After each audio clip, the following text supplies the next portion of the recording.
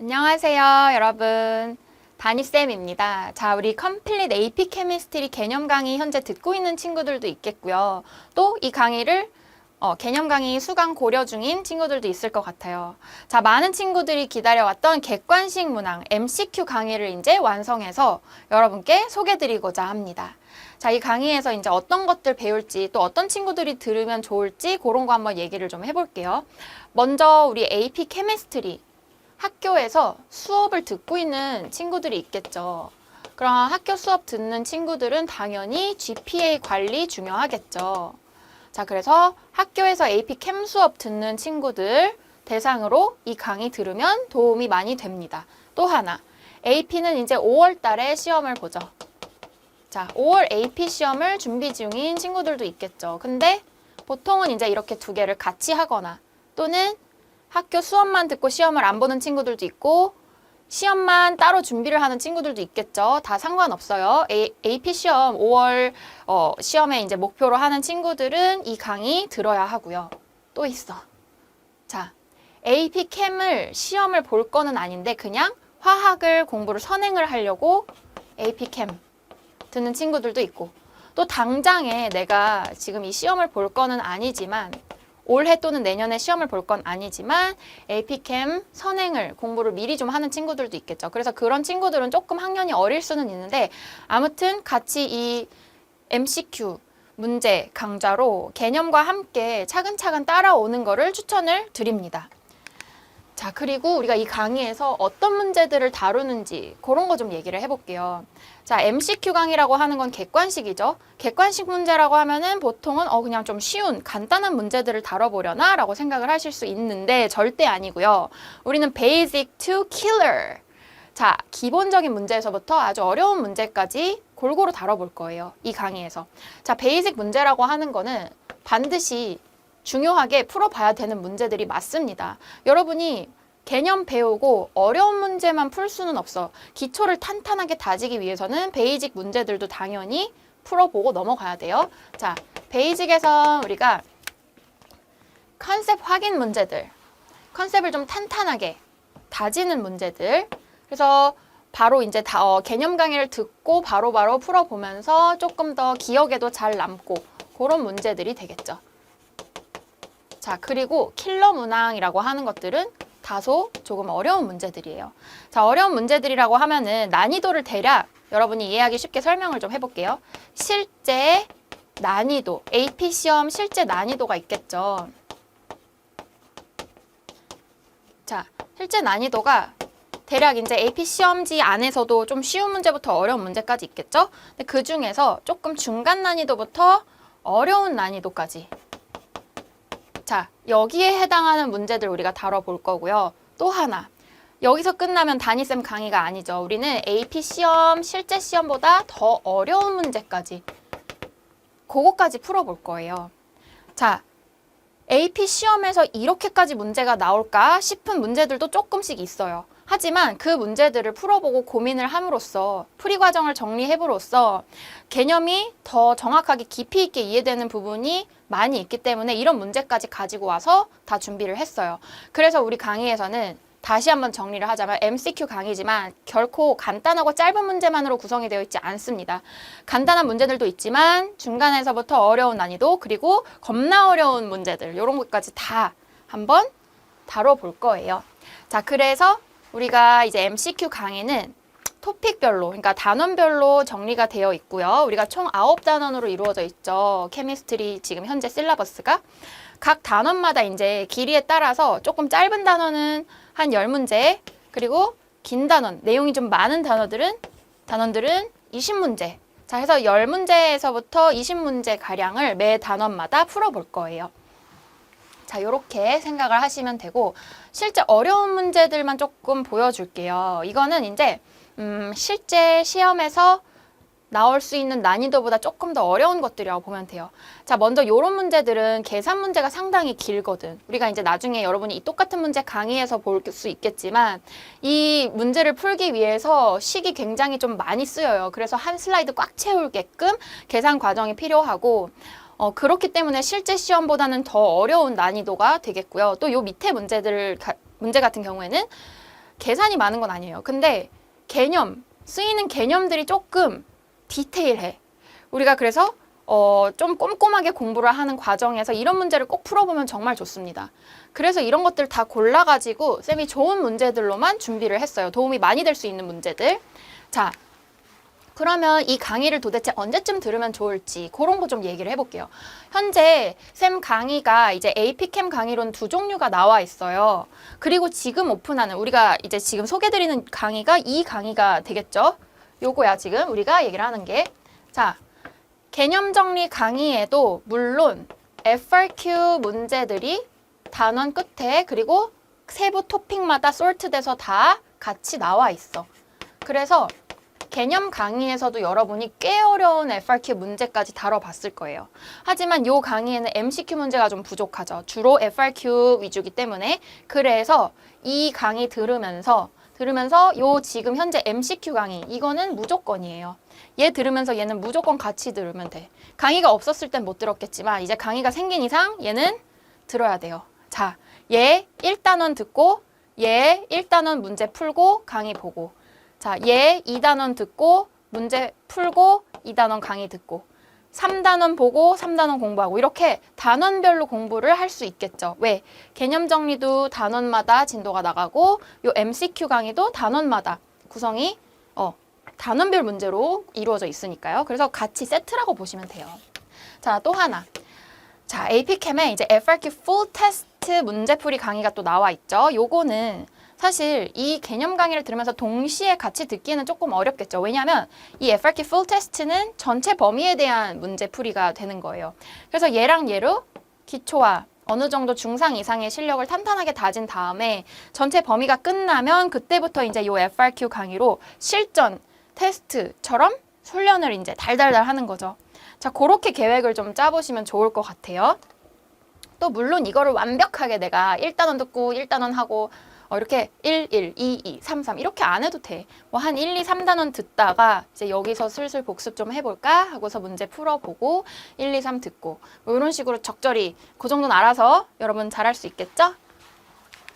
자, 그럼 이제 공부 방법, 수강 방법을 좀 해볼까요? 얘기해볼까요? 1번 뭐겠어? 뭘까요? 우리가 인강을 들을 때 가장 효율적인 수강 방법, 특히 문제풀이 강의. 이거는 똑같아. 어떤 문제풀이 강의를 듣든 똑같이 적용이 되는 룰이라고 봐요. 아마 모든 선생님들이 이 부분을 되게 강조를 하실 텐데 일단 뭐 해? 먼저 여러분 문제 푸세요. 먼저 또 안 풀려? 안 풀리는 문제는 먼저 읽어봐. 문제를 읽어야 돼요. 읽고 뭘 해? 고민이라도 해야죠. 아, 이 문제는 뭐였지? 어떻게 내가 풀이 과정을 해 나가야 되지? 고민을 해. 자, 여기까지만이라도 하세요. 그 다음에 뭐 해? 강의를 들으세요. 강의 듣기. 자, 이때 필기 잘 해야겠죠. 풀이 과정. 자, 개념 강의 못지않게 필기가 꽤 많이 있어요. 우리가 어떤 개념 쓰여 있는지 복습을 쭉 하면서 진행이 된 문제 풀이 강의이기 때문에 자, 강의를 보면서 필기 같이 잘 해놔야겠죠. 자, 그러고 나서 어떻게 해야겠어? 여기까지 하고 끝내면은 공부를 60%밖에 안 한 거야. 이 인강을 지금 60%밖에 활용을 못 한 거고 마지막으로 다시 풀어보기. 다시 풀어. 뭘 보고? 나의 필기를 보고 그 쓰인 순서 그대로 다시 풀어봐야 돼요, 여러분이. 자, 이렇게가 한 세트야. 이 세트를 아주 잘 될 때까지 여러 번을 해야 돼요. 물론 여러 번 하기 쉽지 않죠. 최소한 한 번에서 2번 정도는 하기. 이렇게 한 번이라도 딱 끝내면 훨씬 여러분 안 한 거랑 차이가 정말 많이 날 거예요. 자, 정말 중요해요, 이거. 자, 꼭 지켜줄 수 있겠죠, 여러분? 자, 됐습니다. 그래서 우리가 이 강의를 어떻게 들을지 꼭 지켜야 하는 요 수칙 1, 2, 3번 요거까지만 이제 잘 지켜주고 이제 나머지는 여러분 그냥 이제 생각 없이 그냥 바로 이제 공부하는 거야. 아, 공부하기 싫다, 어려울 것 같다 하면서 문제 풀기 전에 겁을 먹지 말고 여러분 그냥 일단 문제를 읽어보세요. 그냥 풀리는 것만이라도 풀어보세요. 쌤이 아까 얘기했잖아. 이 강의가 결코 쉬운 문제들로만 이루어지지 않기 때문에 처음 개념을 배우고서 여러분 반드시 어려운 문제들은 한 번에 안 풀리는 문제들이 있을 거야. 괜찮습니다. 여러분이 지금 공부를 하는 목적은 아는 거를 공부하려고 하는 게 아니죠. 당연히 모르는 게 더 많이 나와야 여러분은 좋은 거야. 그걸 지금 나랑 시험 전에 다 해결을 하고 시험장에 간다는 생각으로 모르는 게 나오면 아 반갑다 모르는 문제다 이렇게 생각을 하시면 돼요. 그쵸? 항상 문제를 풀 때 내가 모르는 게 나올까 봐 겁을 먹지 말고 일단 시작을 해야 돼요. 네 여러분 여기까지입니다. 우리 MCQ 강의 많은 친구들이 이제 개념 강의랑 함께 활용을 하면서 더 좋은 효과 얻고 좋은 결과를 얻었으면 좋겠어요. 네 여러분 그럼 우리 이제 강의에서 만나도록 할게요. 여기까지 봐주셔서 감사합니다.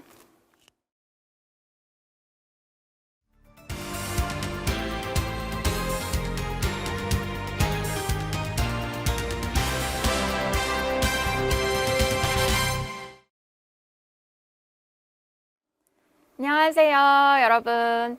자, 우리 이번 시간부터 이제 APChem 단원별 MCQ 문제 풀어볼게요. 자, 가장 첫 번째 단원부터 이제 시작해 볼게요. 우리가 항상 이제부터 강조할 거지만 여러분이 이 강의, 문풀 강의이기 때문에 이 수업 보시기 전에 항상 문제는 먼저 풀어봐 놓고 이제 강의 보기 시작해야 돼요. 쌤이 푸는 걸 보고 같이 이렇게 아, 그러네, 잘 푸네 이렇게 감상을 하듯이 강의를 보면 안 됩니다. 네. 또 이제 너무 아직 안 풀리는 문제가 있으면 그냥 별표 쳐놓고 그런 문제들은 이제 쌤이랑 같이 풀어보면 되니까 너무 부담을 갖지는 말고 일단 도전을 해봅시다. 네, 그리고 강의를 다 보고 나서는 반드시 다시 한번 풀어보기. 쌤이 풀어봤던 그 풀이 방법대로. 자, 그럼 바로 시작해 볼게요. 첫 번째 문제부터. Which sample has the greatest mass? 자, 매스 값을 물어봤죠. 문제에서 나와 있는 것들은 어떤 거죠? 몰, 1 mole of SO2, 2 moles of N2O 이런 식으로 몰레큘 다양한 애들에 대해서 몰수와 자, 몰레큘러 포뮬라가 나와 있죠. 이렇게 몰레큘러 포뮬라가 나와 있으면 우리가 또 뭘 구할 수 있죠? 몰랄 매스를 구할 수 있겠죠. 자, 그러면 몰수와 몰랄 매스 이용해서 매스를 어떻게 구해? 자, 매스는 뭐였죠? 모스 타임스 몰랄 매스죠. 단위도 한번 빠르게 확인을 해볼게요. 얘는 그램이고 얘는 몰, 얘는 그램 per 몰이었죠. 자, 단위를 보면은 우리가 정확하게 식을 쉽게 확인을 할 수 있겠죠. 자, 몰랄 매스를 구하는 방법은 무조건 뭐야? 자, 얘는 시험지에서 주어진 periodic table 보고 atomic mass 다 더해서 찾는 거예요. 자, 그러면 하나씩 해볼까? SO2. 자, 여러분 요거 써놓으시고 SO2부터 해볼게요. Sulfur. Sulfur의 mass는 32.06. 자, 32.06이에요. 그리고 SO2니까 옥시전가 필요하죠? 옥시전은 우리가 16.00 또는 뭐 15.99 이렇게 얘기를 해요. 자, 여러분이 이제 앞으로는 시험지에 나와 있는 periodic table에 있는 매스 보고 그대로 쓰면 됩니다. 자, 그래서 sulfur dioxide 얘 매스 어떻게 돼? 몰랄 매스 어떻게 돼? 얘는 32.06 곱하기 2가 아니라 곱하기 1이죠. 더하기 옥시전 거 16.00 곱하기 2. 자, 요렇게 다 해주면 몰랄 매스 나오겠죠. 해서 얘 곱하기 얘 한 거는 매스가 몇? 구해볼 수 있겠죠. 또 N2O 요거까지만 해볼까요? N2O는 뭐야? 나이트로젠 14예요. 매스가 14. 자, 그러면은 14 곱하기 2 더하기 옥시전 16 요렇게 해주면 되겠죠. 자, 그러면 계산까지 다 얘네 해볼게요. 얘는 뭐야? 28 더하기 16이니까 몇이죠? 수학 44.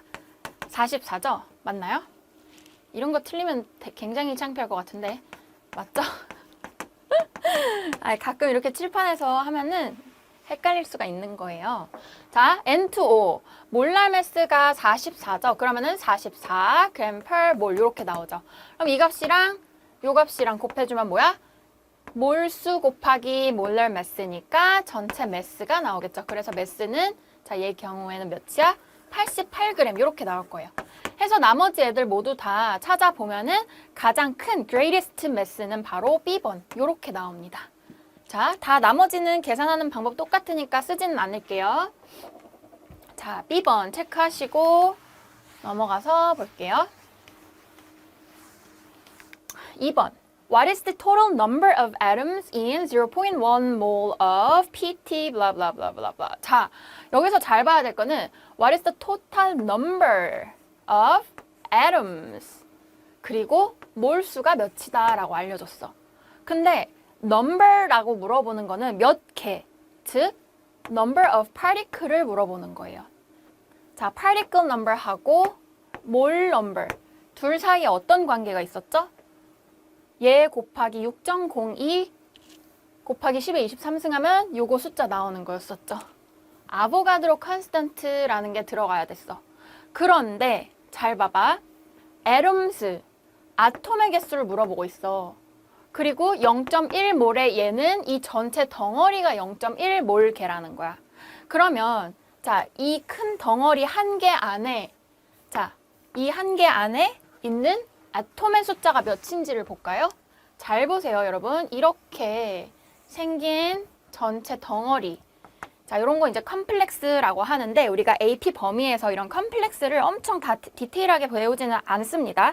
그냥 파리클 숫자 세보는 것만 해볼게. 먼저 이 안에 PT라는 아톰이 한 개가 있는 거고요. 자, NH3라는 전체가 두 개 있는 거기 때문에 여긴 총 아톰 개수가 몇이야? N 하나, H 세 개, 총 4개. 4 곱하기 2겠죠? 자, 이해돼요, 여러분? NH3 전체가 두 개 있다는 거야. 그러니까 8개. 자, 맞죠? 그리고 여기에 몇 개? 2개. Cl2니까. 그래서 이 전체 컴플렉스 한 개 안에는 총 몇 개 아톰이 있다? 11 atoms 들어있는 거예요. 이해돼요? 자, 그러면 정리를 해볼게. 먼저 우리가 particle number 찾을 때 N은 아보가드로 컨스턴트. 아보가드로 컨스턴트 L이라고 쓸 수 있었었죠. 곱하기 mole number. 요렇게 써주거나 또는 particle number 나누기 mole number 하면 L. 아보가드로 컨스턴트 이렇게 나왔었죠. 자, 이렇게. 근데 여기서 다시 볼게. Number of atoms in 0. 자, 그러면 이 11 atoms가 한 개의 컴플렉스당 11 atoms면 0.1 mole of complex에는 몇 개의 아톰이 들어있을지 그거 하나씩 구해볼게요, 이제. 자, 요식 써놓고 자, 먼저 times 자, 여기까지 하면은 우리가 뭘 구한 걸까? 이 전체의 파리클 개수인 거야. 즉, 컴플렉스 전체 몇 개인지 찾은 거고 그 중에서 아톰의 개수를 물어봤으니까 11 atoms까지. 자, 곱해야지 답이 나오겠죠. 이렇게 계산을 해보면 되겠죠. 잘 이해를 해보세요. 이 0.1몰이라는 건 지금 뭐에 대한 숫자냐면 이 컴플렉스 전체 몇 몰인지를 물어본 거야. 즉 컴플렉스 1몰당 11몰의 아톰이 들어있다. 이렇게 해석을 하셔도 되겠죠. 자, 그래서 답은 요거 다 계산을 해보면 D 이렇게 나오겠죠. 이거 숫자 다 계산해보면 자, 우리가 사실 AP 스타일에서 이런 계산이 되게 귀찮게 MCQ에서 많이 나오는 편은 아니었어요. 지금까지는. 그렇지만 어쨌든 지금은 단원별로 문제를 꼼꼼히 보는 거기 때문에 조금 귀찮은 계산들도 공식 써가지고 그냥 꼼꼼히 좀 복습을 해볼게요. 자, 3번. For a mole of hydrocarbon with an empirical formula of CH2 has a mass of 280 gram. What is the molecular formula of this compound? 자, empirical formula랑 molecular formula 차이부터 생각을 해야겠지. empirical formula는 뭐였어? simplest whole number ratio.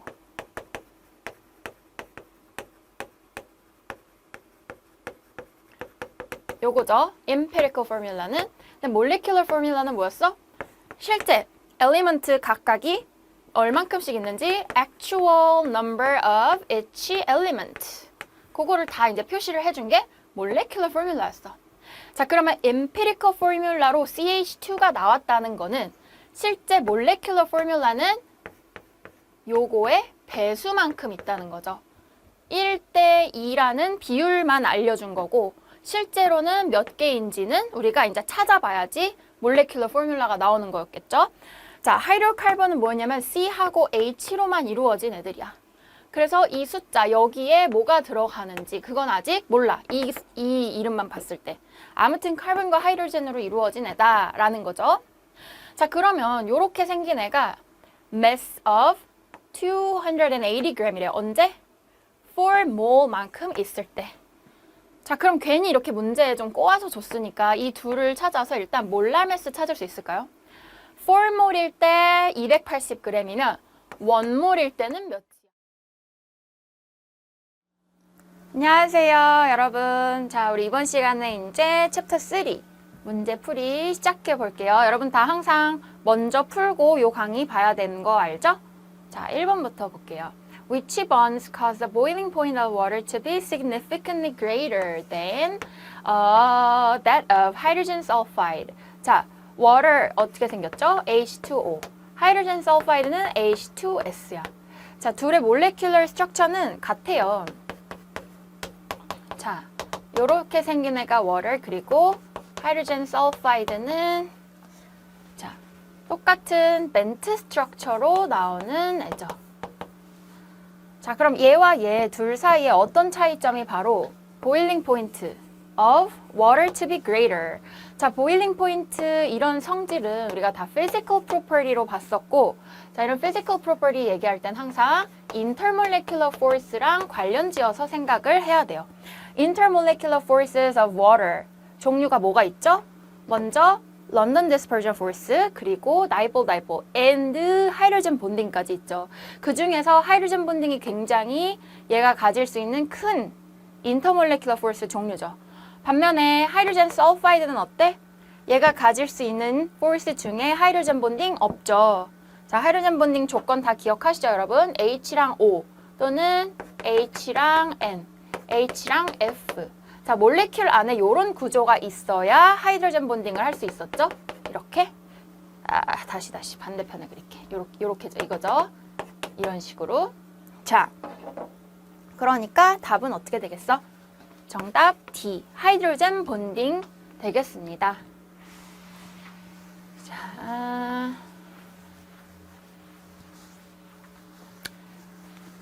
개념 때도 상당히 자세히 꼼꼼히 다뤄봤던 부분이니까 어렵지 않게 풀었을 것 같아요. 자, 2번.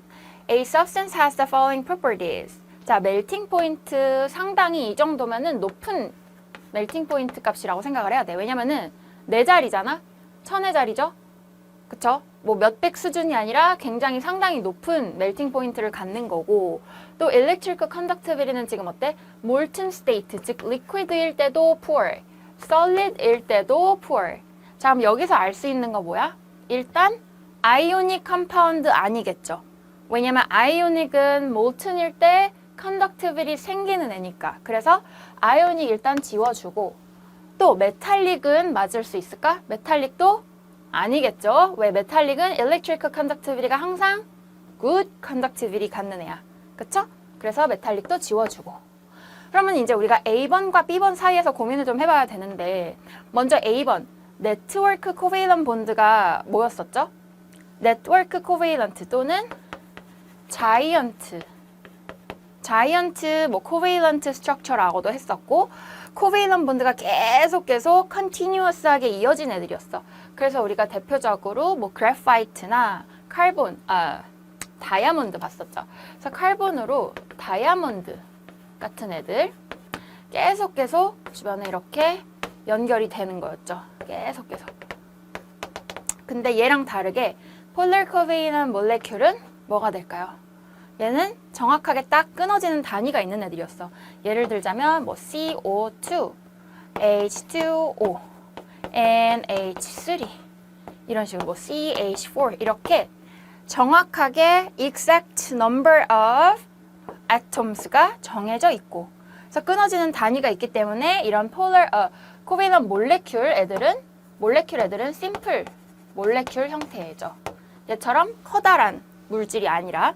그래서 이 중에서 이제 polar이라고 했으니까 뭐 CO2는 해당이 안 되겠죠. 뭐 H2O, NH3 이런 애들이 이제 polar covalent 모레큘이겠죠. 근데 지금 폴러리냐 아니냐가 중요한 거는 아니야. 어차피 이런 코베이넌 몰레큘들은 멜팅 포인트가 이렇게 높게 나올 수가 없는 애들이야. 왜? 이런 몰레큘들을 멜팅 시킨다라는 거는 전부 다 뭐로 가냐면 intermolecular force. 이 힘을 끊어내는 게 바로 멜팅이란 말이야. 그럼 생각해보자. 뭐 H2O 이런 애들.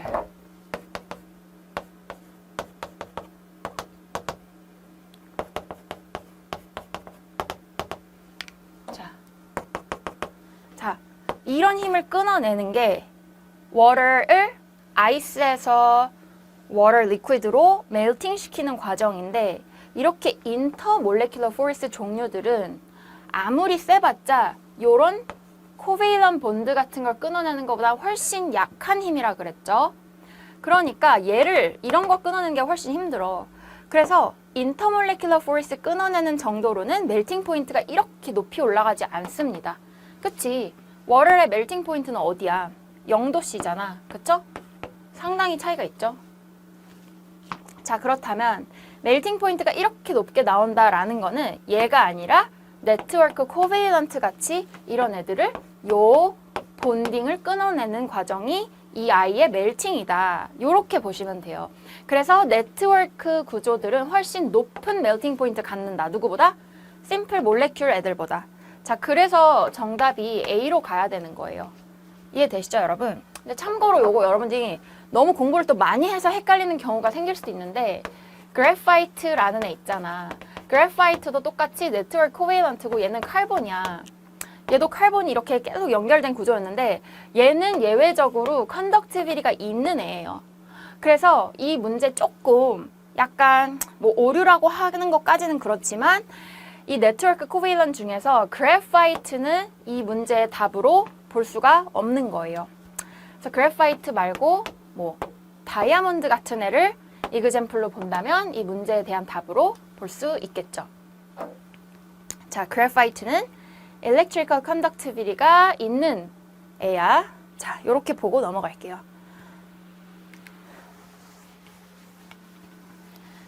자, 3번. Between which pair of molecules can hydrogen bonding occur? 자, 하이드로젠 본딩의 조건 다시 한 번만 쭉 볼게요. HN, HO, HF 요런 애들이 있어. 자, 그러면 이런 애들 지금 뭐였어?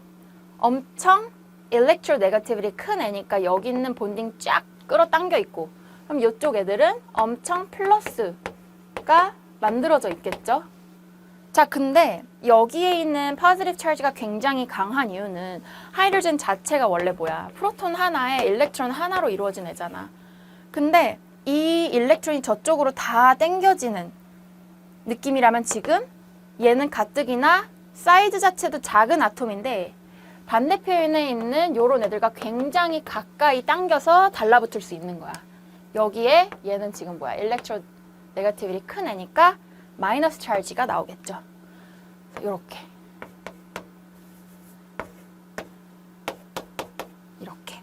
이해되시나요? 그래서 이 아이들이 굉장히 사이즈도 작고 플러스 찰지도 크기 때문에 얘한테 가까이 접근해서 단단한 본딩을, 센 본딩을 만들 수 있는 게 바로 하이드로젠 본딩이에요.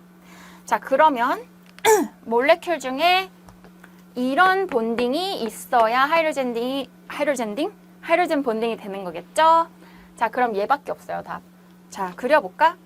D번에 CH3OH. 자, 얘예요. 얘는 뭐 여러분이 외워야 하는 건 아니지만 메탄올이에요. 알코올 종류야. 뭐 외우지 않아도 돼. 근데 이렇게 OH 들어간 애들이 알코올 종류야, 보통. 자, 그리고 water 하면은 요렇게. 하이드로젠 본딩 가능하죠. 자, 얘는 왜 안 돼? HF는 이렇게 생겼어. 자, 그럼 얘는 이제 하이드로젠 본딩을 할 수 있는 조건이 됐는데 그 옆에 CH4 여기에는 하이드로젠 본딩을 할 수 있는 뭐 이런 애들이 없죠, 지금. 그래서 그렇고, 자, 얘도 한번 그려볼게요. 이런 건 조금 어려우니까. 자, 보통 실제 AP 시험에서는 이렇게 몰레큘 구조를 딱 처음 보는 거를 식만 주기는 조금 힘들고 그림을 같이 줄 거야. 만약에 이렇게 조금 낯선 컴파운드가 나오려면. 그래도 어쨌든 우린 지금 연습하는 과정에서 많이 같이 그려보고 익숙하게 만들어 볼게요. 자, 얘는 CH3. 자, 칼본은 항상 주변에 4 본딩을 하니까 H 3개를 적어주고요. 그 옆에 옥시전. 그리고 그 옆에 C, 그 다음에 H3. 이거야. 그리고 여기 론페어가 2개 있어야지 완성이 되겠죠. 자, 근데 얘 봐봐. 구조 자체가 하이드로젠 본딩 할 조건이 안 돼. 왜? 안녕하세요, 여러분. 자, 우리 이제 5단원 키네틱스 볼게요. 반응의 속도에 대한 내용을 배웠죠. 자, 그럼 1번부터 Which factors can affect the rate of reactions?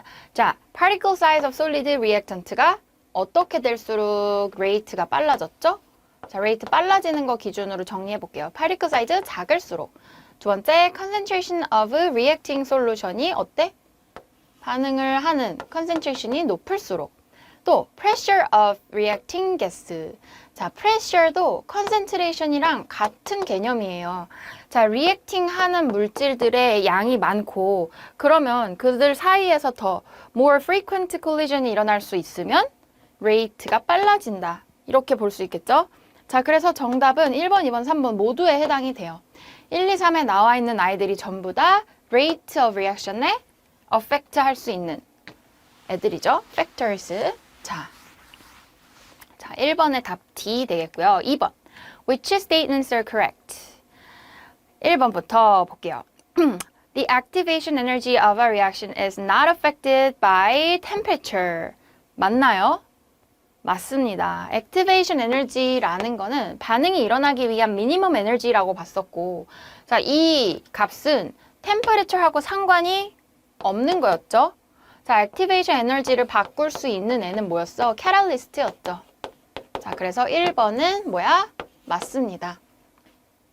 Not affected by temperature니까 1번 답 맞죠? 2번.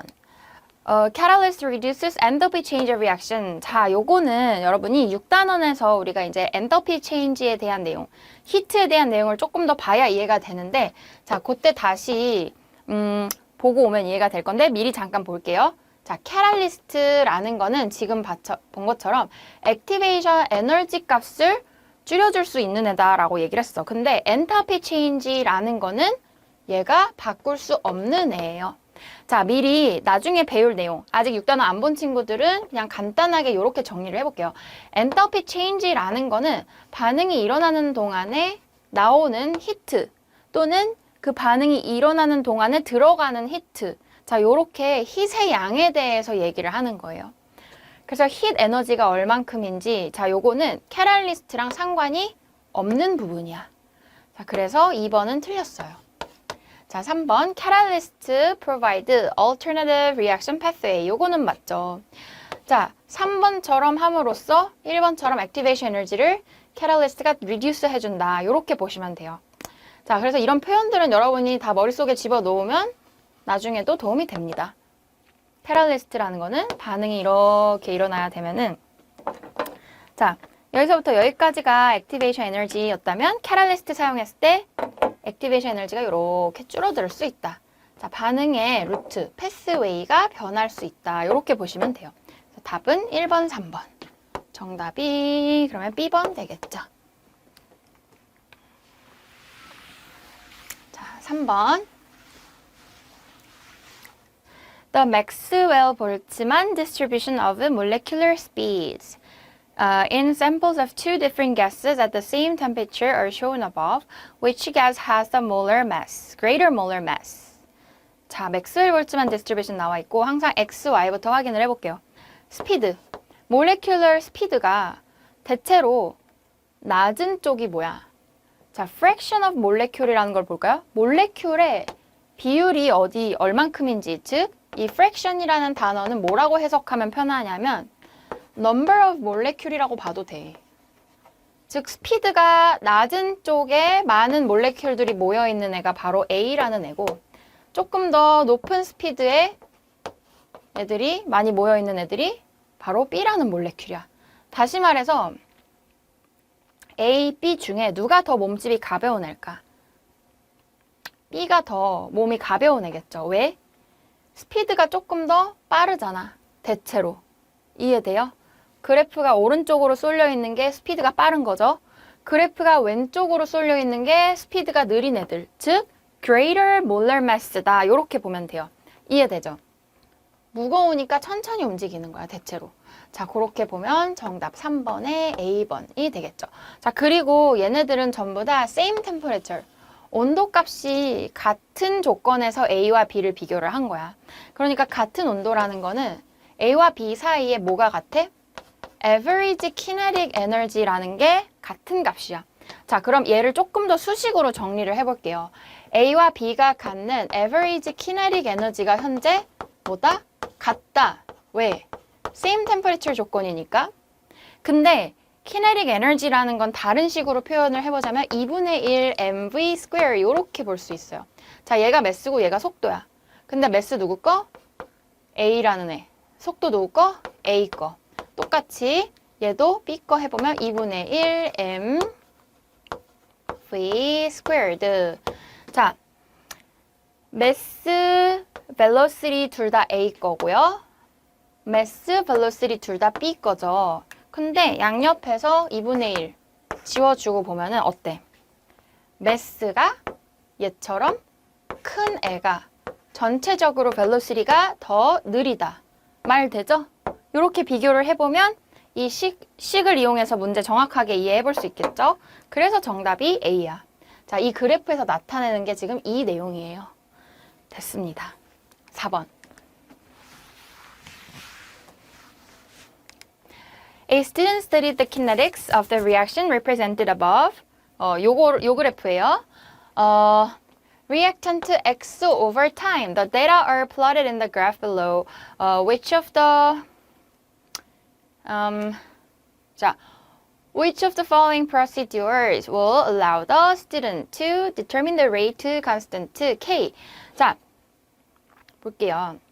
Reaction represented above라고 나와 있는데, 요 그래프가 이제 요거를 뜻하고, 그냥 리액션은 지금 X라는 아이가 어떻게 변하고 있는지 프로덕트로. 자, 이거를 그냥 얘기를 하는 거예요. 자, 그러면 이 그래프를 봤을 때 그래프 특징을 좀 찾아볼게.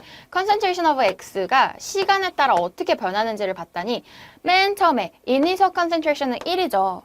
initial concentration 1에서부터 절반으로 떨어질 때 걸리는 시간을 한번 재보니까 몇이야? 20분이죠?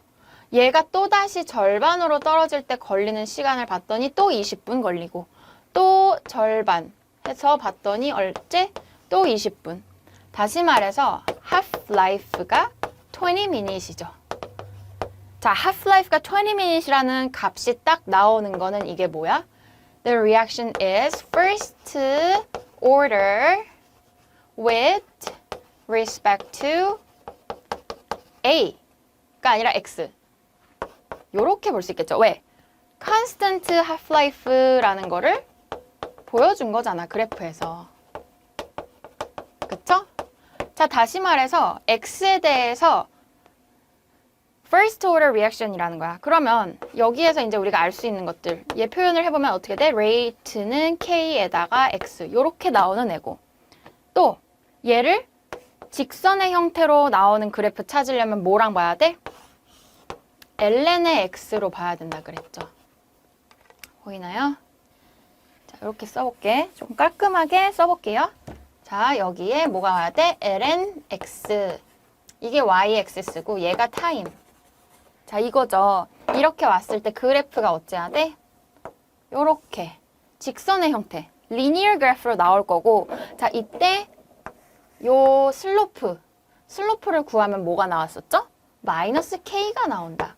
자, 이게 바로 first order에서 우리가 정리를 했던 부분들이야. 다시 한번 쭉 체크해 볼게요. first order reaction이다 라는 걸 찾으면 constant half-life라는 걸 볼 수 있고요. 또 식을 써봐라.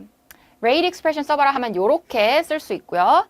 LN 그래프를 그렸을 때 linear 그래프로 나온다는 거 알 수 있고요. 또 그래프에서의 슬로프가 바로 마이너스 K, 즉 rate constant까지 찾을 수 있겠죠. 또 하나 더 있었어. 바로 뭐예요? rate constant를 half-life 이용해서 찾을 수도 있었어. 0.693 over half-life 해서 이 20분 여기다가 집어넣으면 되는 거였었죠. 자, 요런 내용들 정리했었어요. 그래서 쭉 리마인드 해보시고 답이 뭐야? 1번이죠. Plot ln(x) versus time and determine the magnitude of the slope. 자, 그러면 magnitude of the slope이 마이너스 k니까 우리는 k 값을 찾을 수 있겠죠. 요렇게 푸시면 돼요. 자, 여러분 이것까지 쭉 정리 좀 해놓으세요. 다음.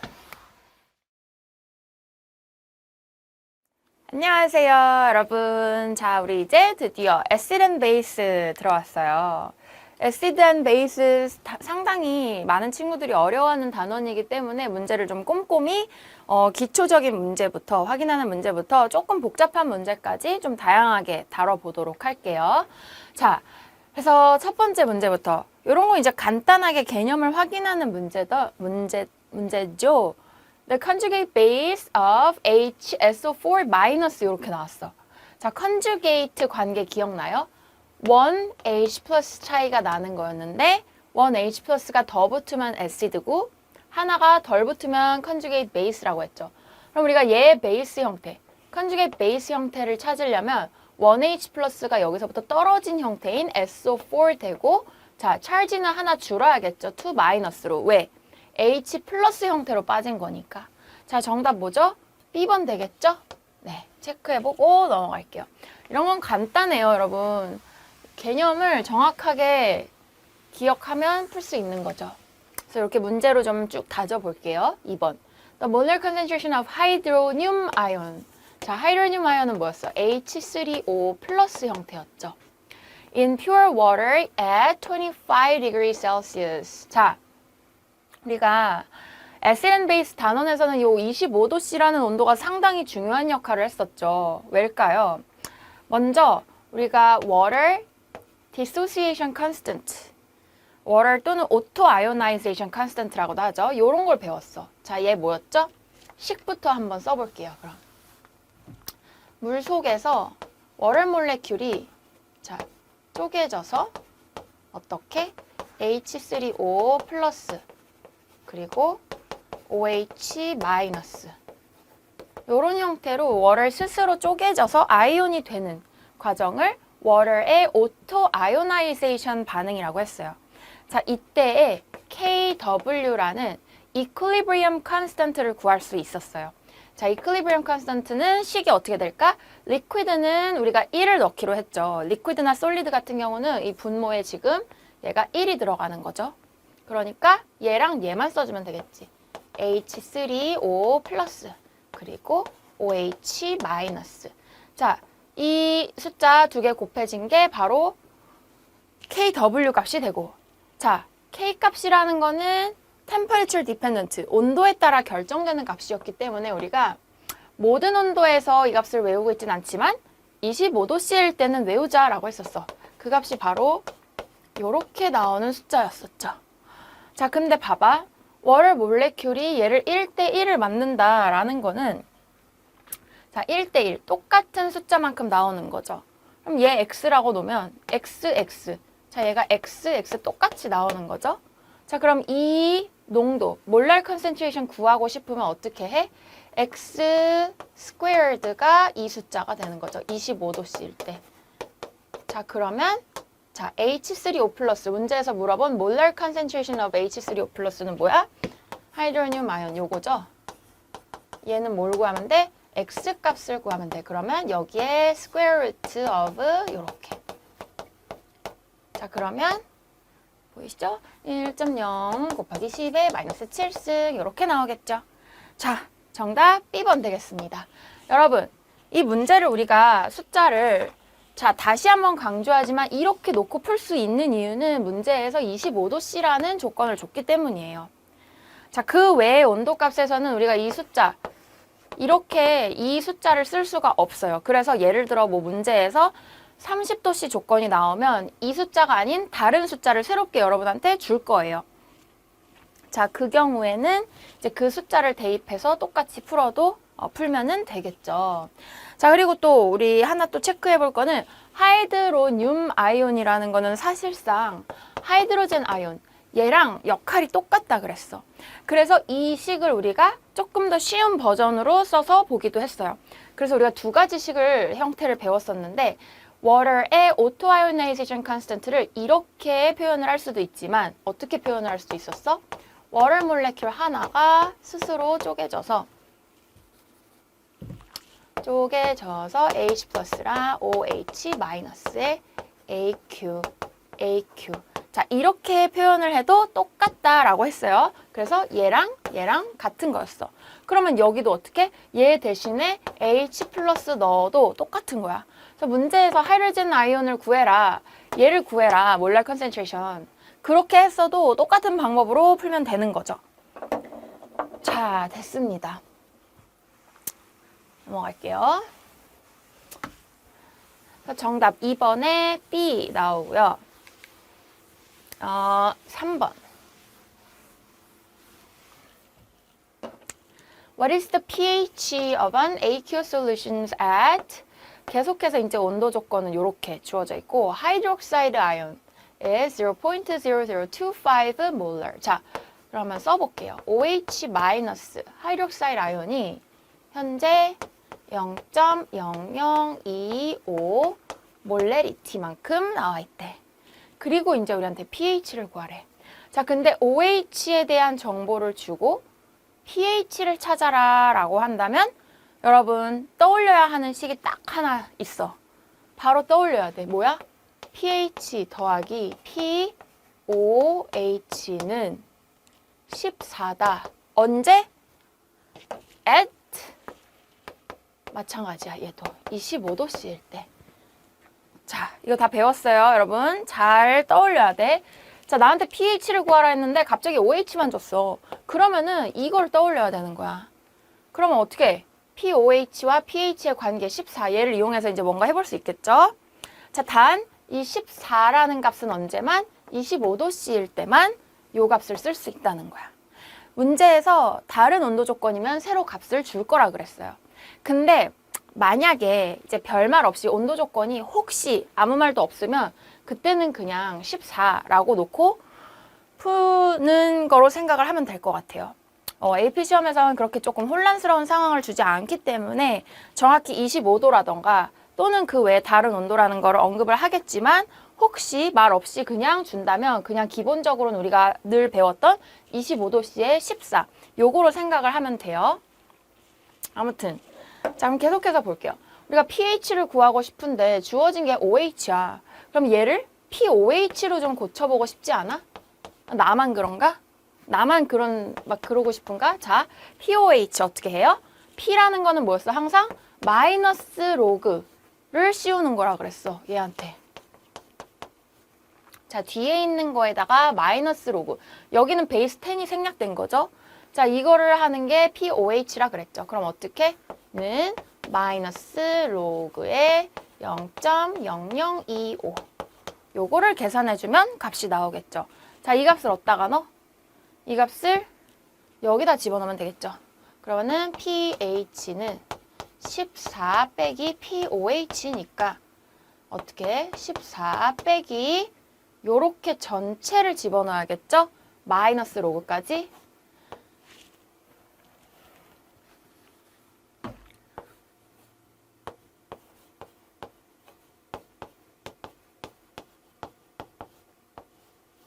자, 해주면 값이 나오겠죠. 여러분은 여기서 이제 계산기 쓰면서 요 값 구해서 바로 여기다가 집어넣을 수 있겠죠. 그러면 답이 요게 11.40이 나올 거야.